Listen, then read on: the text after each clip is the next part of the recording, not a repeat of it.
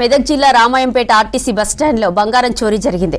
ఆర్మూరు నుంచి హైదరాబాద్ వెళ్తున్న ఆర్టీసీ బస్సులో ఒక ప్రయాణికురాలి బ్యాగ్ నుంచి 5 తులాల బంగారం పోయింది.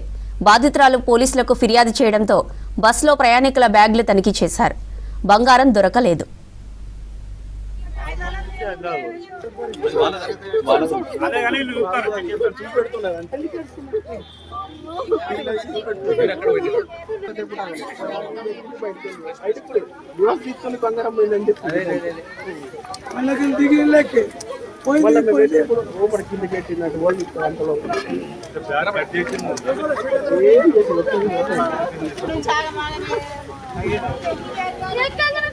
బంగారం 4 తులాల బంగారం బ్యాగులో పెట్టుకున్న లోపలికి చీర లేదు, బ్యాగులు లేదు. అన్న కవర్ కింద తీసేసి నెలకి సారు. ఎక్కడి నుంచి ఏ బస్ ఎక్కినా?